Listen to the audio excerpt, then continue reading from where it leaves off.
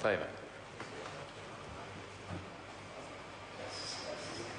Members, the ayes are 64, the noes are 57. Schedule 2 as amended will stand part. We now come to debate on the clauses. The question is that clauses 1 to 3 stand part. I call Jacinda Ardern. Assumption you would call me there, Mr. Chair. Thank you, Mr. Chair. It's my pleasure to. It was my pleasure to rise and give a contribution on the title and commencement of this bill. And as you called for speeches on this, I was actually just making some notes on the commencement, which I have some questions for the Minister on the commencement date. In particular, we've seen movement around the commencement date for the provisions which relate to youth services in particular. My understanding is now commencement is for late August for those provisions. And I wondered, I know the Minister has made brief references in past parts of this debate, or at least she did in question time, around why the commencement has shifted for the youth services section of the bill. But I would be interested in a slightly more fulsome answer, because I've received conflicting advice from the Ministry of Education around whether or not the schools are indeed ready to pick up the provisions set out in Part 1 of this bill in particular. Because, of course, this bill will require greater information sharing from schools to MST.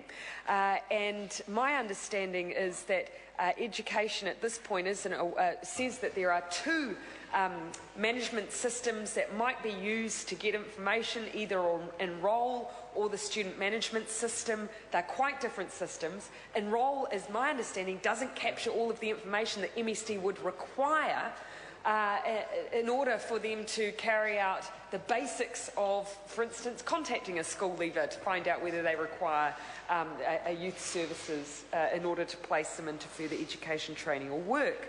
So I asked the Minister to give assurances to the House that the commencement date for this bill is realistic, that the Ministry of Education is liaising appropriately with the Ministry of Social Development to ensure that the right IT systems in place, and I believe that up to $17 million have been spent on those IT systems. It's a significant piece of work. I believe it was $17 million has been spent on IT for this bill. So if there has been movement in the commencement, I assume that's because things aren't quite as rosy as they would need to be in order to kick off. So if there's some explanation around that, I would welcome the Minister sharing that with us, because a substantial amount of taxpayer money has gone into that part of the bill, and what I've seen out of the Ministry of Education suggests that it's not exactly clear what's going to be happening with their information flows into MSD.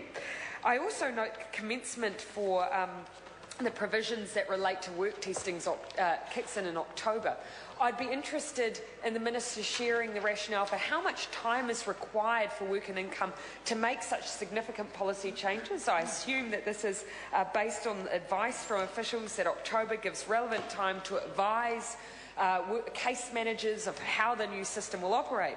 If indeed that is the case, what is the difference between a substantial change around work testing and the probably more substantial change of work and income no longer dealing with anyone under the age of 19, and youth services with no prior training in this area having to pick up that work because they're getting substantially less time from the commencement of this bill to establish the right training and policies in their organisations, having never worked in this area before, then work and income gets. They get to kick off in August. With the rubber hits the road for whole new practices in August, whereas work and income's getting right through to October, whereas it's much more their bread and butter. So I'd be interested in the differences around commencement dates there. Coming then, Mr. Chair, to the title of this bill. Current title is the Social Security Youth Support and Work Focus Amendment Bill. Now, some listeners out there who may have been observing the debate around this bill may be confused that actually the title is quite a narrow title, Youth Support and Work Focus. To be fair, actually that title probably captures what this bill does. It is heavily focused on those under the age of 19, many of which aren't actually drawing down on any government support at present. And we've had that discussion roughly 1,000 young people on the independent youth benefit, roughly 1,500 on a teen parent, what will become a teen parent payment. So that is the focus of those who are on government support who are being targeted by this bill. Predominantly, they are the ones who experience the most change in the way that they are dealt with as a consequence of this bill. For the remainder, the work focus bill, Mr. Chair. Thank you, Mr. Chair. The work focus part of this title then is actually the reference point for the remainder of this bill. And as anyone who listened to the debate around Part 3 of this bill will know, that for the remainder, the 112,000 on the domestic purposes benefit, the almost 50,000 on the unemployment benefit, the tens of thousands on the invalids and sickness benefit, for them, and actually even narrower than that, it's mostly just for the DPB and widows, etc. For them, the only change they will see as a consequence of this bill is additional work testing. So when you break it down, the social security, bracket youth support, 2,500 people, and work focus, the rest, that actually probably isn't a bad descriptor. But you wouldn't have garnered that from the debate that you've heard in this House, which I think, to be fair, overstated the impact this would have for the majority of people on government support currently. So perhaps it would be more appropriate, maybe, we could say, the predominantly youth support social security bill, the narrow target-based youth support bill. And I guess the reason I would throw in the narrow target is because that, I think, encapsulates the significant debate that's happened around what's happening to our youth transition services. So at the moment we have a very broad-based, community-based delivery model that is coming into a more narrowly focused, and the Minister, as she said, makes no apology for this, a more narrowly focused attempt to work with roughly 14,000 young people. And as we've continued to point out, there are over 80,000 young people not in employment, education or training. Our preference has always been to build on the existing community-based youth transition services that are already out there. It would have been cheaper, it would have picked up more young people, and it wouldn't have just locked in on 16 and 17. It would have been 16 and 17 plus. And so that's been our contention through this debate.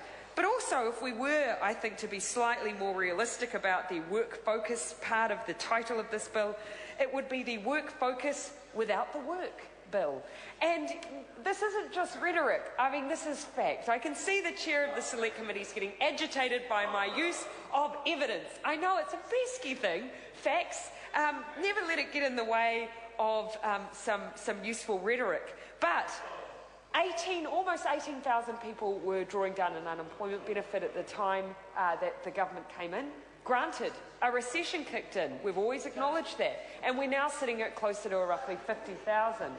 But to bring in a bill that's so heavily focused on work testing when the environment has changed and the government acknowledges the environment has changed. And in fact, it's been their excuse for the unemployment figures that we have. So on the one hand, it's acceptable to use unemployment figures as an excuse for the government's record on the unemployment benefit and the unemployment rate, but it's not an excuse for people to say, I can't find a job. So we've always had this complete contradiction throughout this bill, and I think it's important that perhaps we look at the title acknowledging that, the work focus without the work bill. And finally, Mr. Speaker, one other title I wish to consider is that at the very beginning, of course, it is the Social Security Youth Support and Work Focus Amendment Bill, because all of this is based on the original Social Security Act that came in the 1930s. But as has been raised in this debate by my colleague, Sir William Seo, I think it is timely to go back to what the roots of social security were in New Zealand. And as has been pointed out, Michael Joseph Savage never intended for it simply to be a subsistent payment which didn't acknowledge the wider context in which the person existed.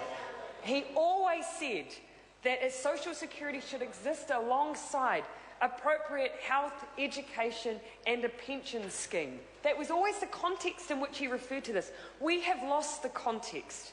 we now focus so heavily on the payment realm of this, the existence on social security, that we forget that actually it should be used as a springboard to try and get people into a better life. That means sustainable work.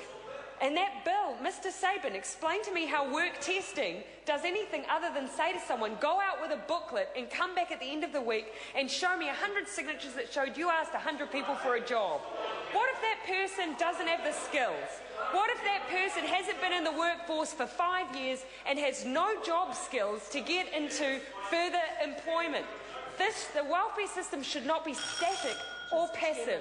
Call the Honourable Paula Bennett. Mr. Chairman, I stand up on the Title and Commencement Principle Act amendment.